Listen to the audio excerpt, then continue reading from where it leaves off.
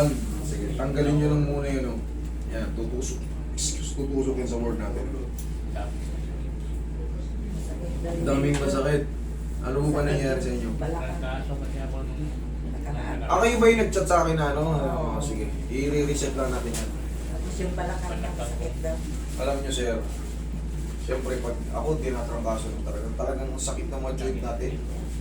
Ako pati buhok lang, buti nga kayo walang buhok, kaya ako pag nagagalaw yung buhok ko nun, so ang sakit. Ibang klaseng trangkaso tumama sa akin. Ganun din nila yung buhok ko nun, no? Nag-video pa ako, sobrang sakit ng tao. Pero yan, madali lang naman yan. Kumbaga, kailan kayo huling nakatrangkaso? Kailan yung huling ano nyo? nakadalawang araw na ako narigo ngayon. 2 araw pa lang? Okay, sige. Mild lang gagawin natin. Pero yan, kaya yan. Madali lang yan sa tutusin. Pero syempre, umiidad tayo, nasasabayan na ng paghina ng joint natin yung pag-ibig.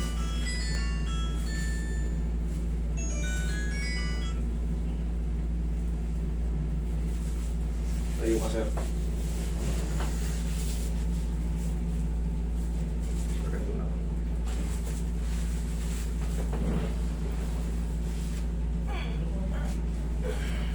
Okay, yung patagilid.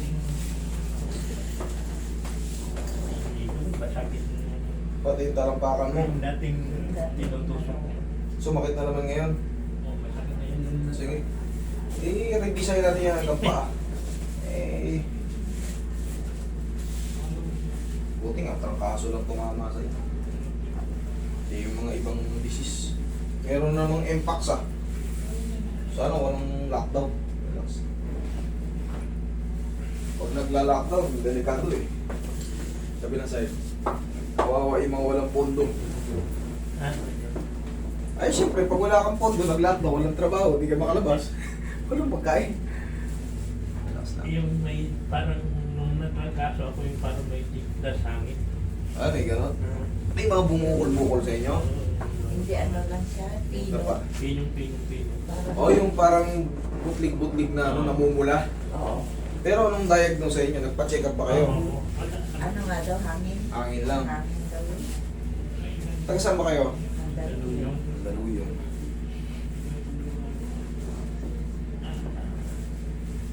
Kunti na lang puno sa Mandaluyong. Dahil bahay sa Mandaluyong. Puro mayayaman tao sa Mandaluyong eh. Kunti na lang ano ron eh. Yan na lang puno. Halos mga bahay. Puro bahay na.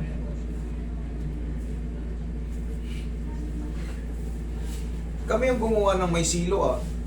Di ba may silo? Yung papuntang ano ba, San Roque ba yan? Ano? Yung sa Rotonda. Di ba rotonda? Yung papaganito, hindi yung papuntang, di ba ito papuntang Makati. Yung paganito, yung papuntang Kalentong.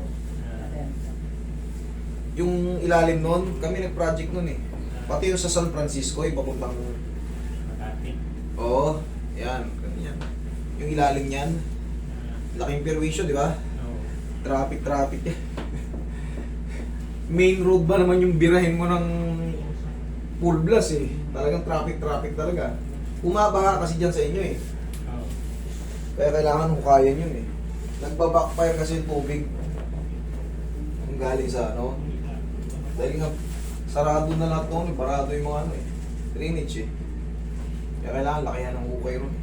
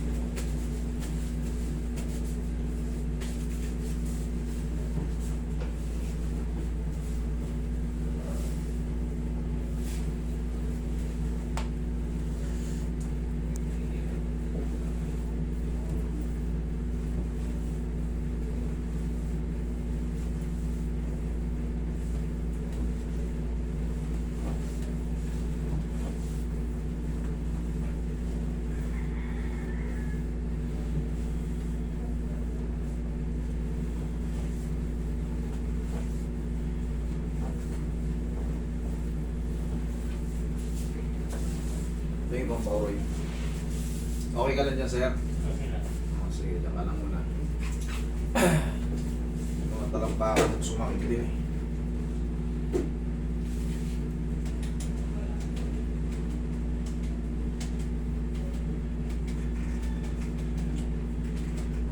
Parang chicha ko.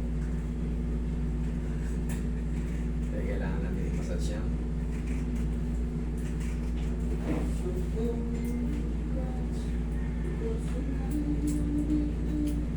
Itong pinakamasarap pagka galing kayo sa trangkaso, kailangan mo ma-recover muna na. Hindi yung nilalagyan pa kayo. Kailangan yan, lipas mga 2 araw, 3 araw, 5 araw.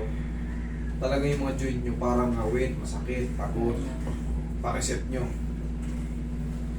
Tapos syempre, huwag kayo maligo agad ha. Huwag kayo maligo. Palipasin nyo muna, kinabukasan na kayo maligo kasi para sumingaw lahat muna. Pagkakan ko lang masakit. Pwede yung paroy. Ito yung iniinda ko. Mamaya, obserbahan mo, tingnan mo kung na-release na ba siya. Tumulong na eh. Tsaka pagka may sakit tayo, minsan gusto natin isang posisyon lang. Malumbay tayo, nakayukyot tayo ng gano'n.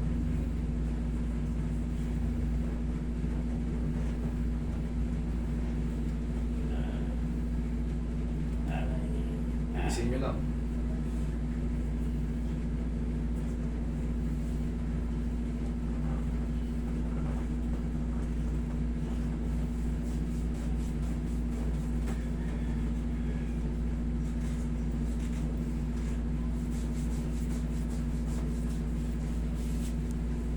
Lambutan nyo lang. Yan. Isin nyo lang kasi ano to eh. Buti nga hindi ko pa ginagamitan ng mahiwagang pang ano, daliri pa lang to. Pero yung mga ganito kasing plantar fasciitis, masakit talaga to. Di ba naranasan nyo to dati? Oo. Eh, yung may parang bukol na. Ginaganyan ko yan. Oo. Buti nga daliri lang to. Inang ano, alalay lang to. Magkakakain kayo ng saging. Ha? Kumakain pa kayo saging? Bawal sa kanya. Bakit? Hindi totoo yun. Hindi totoong bawal ng saging. May natural sweets yun na hindi nakakataas ng ano. Makinig kayo sa... Sino nagsabi sa inyo na bawal? Hindi. May doktor. Marami pong vlogger na doktor. Pwede ang saging, pwede ang grapes. Kasi natural sweets yun. Hindi nakakapag-add ng sugar. Bawal kasi. Lagi. Ang daming mga vlogger na doktor ngayon. Tingnan nyo. Yung saging, hindi yan talaga asukal, natural sweet yan. Yung dates nga na napakatamis, pwede sa high blood, pwede sa diabetic. Eh. Mas matamis ang dates. Oh. Yung kinikreate ng sweet ng saging, hindi yan preservative na ano. Prutas yan eh. Yung grapes nga na ano, pwede. Yung matamis, hindi yung green ha. Kaya hindi siya kumakain. Subukan nyo muna. Okay? Sige, tayo tihaya. Yung mga doktor na ano, nagsasabi na magkakaiba sila ng ano, pero ang saging, doon ako maniniwala sa ano, sa pinapalo kong doktor. Sasabihin mo lang. Tsaka yung cucumber. Yan. Oo. Ayun. Ano yan? Maing ganyan. Yan ang lagi. Relax na. Inhale. Exhale. Oh, isang ano lang. Inhale, exhale lang. Inhale. Exhale. Down.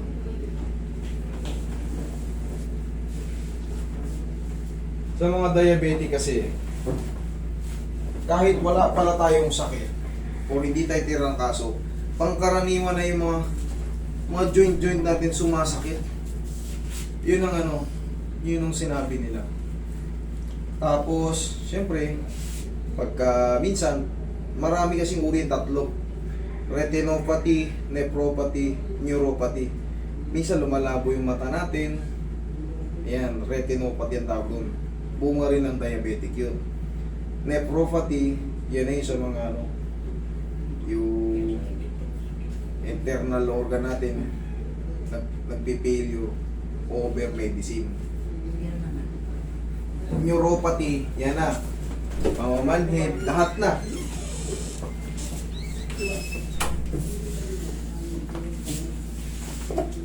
Hindi naman lumalabo mata nyo. Hindi. Dati pa naman ako nagsabi. Dati na. Dati na. Ang mahirap yung ano, siyempre, pag diabetic ka, yung pagkalalaki natin, namamagit na. Yun yung totoo eh. Talagang madadama yan sila. Sinabi ko yun kasi sinasabi ng doktor. Eh may mga pinapalo akong doktor para sure ball na galing sa kanila talaga sa doktor yun. Yung saging hindi po bawal yan. Huwag naman talaga, syempre araw-araw talagang yun na yung pang-inalmusal mo, tinanghalian. Normal lang yung kumakain lang tayo ng saging. May natural sweet po yan na hindi talaga makaka-apekto sa diabetic. Diabetic type ano ba kayo? Ano pa naman yan sa kanya? Pre-diabetic? Ayan na yan. Papawis lang yan pag mga pre-diabetic. Kumain kayo ng cucumber, Yun lang. sabayan nyo ng walking, tapos saging, pwede yan. Itlog, pwede yan. Ang saging to, ready na lagi itlog tsaka pipino. Yan ang pinakamaganda.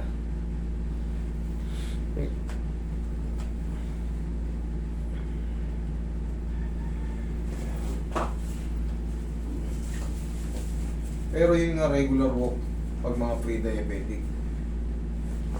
Saka sa edad nyo, parang ano eh, parang yan na yung routine ng buhay natin. Pag nag-senior na tayo, lahat. Parang dumada na talaga sa paglapot ng dugo. Nagkakaroon ng pre-diabetic. Maliban na lang kung talagang genes natin, genetics. Magulang mo, Oo. ganyan, nanay tatay mo, diabetic. Pag ikaw ay trend, minsan nga iba 20 nakakaramdam na eh. Sa amin, ako lang. Eh, buti na lang, kayo lang. Hindi ano, baka sa lifestyle, papawis lang din, ha? Pero papawis. Mas maganda yung sariling ano lang, hindi yung minana mo pa. Hindi pa patay magulang mo, minana mo na kagad yung pagiging diabetic, yun ang mahirap eh.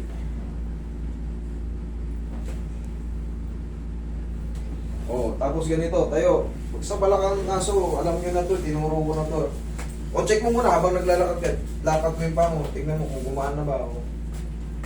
Ha? Ayos na. O, ganito sa balakang. 1, 2, 1. Yan lang. Okay? O, tignan mo yung gaan ng pakiramdam mo, lalo sumakit. Ayos na. O, huwag lang maligo ha. Bukas na. Maligo ka naman eh. Sige, thank you.